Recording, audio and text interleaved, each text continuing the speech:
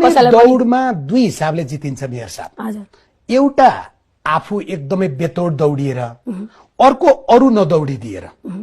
यो चाहिँ तपाईको जुन अंक आएको छ 76.something है, यो अंक हेर्दाखेरिमा चाहिँ तपाई धेरै राम्रो गरेर सर्वोत्कृष्ट भएको कि अरूले राम्रो गर्न नसकेर सर्वोत्कृष्ट भएको?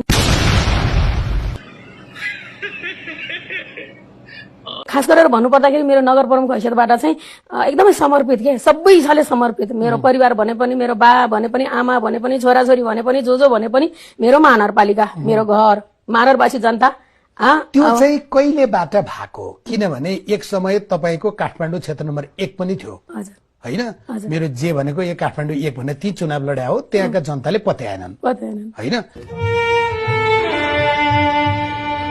भरतपुरका जनताले पहिलो पटक चित्त नदुखाउनुस् है, पत्याउन अलि गाह्रो माने भएर मतपत्रै टोक्नु पर्यो।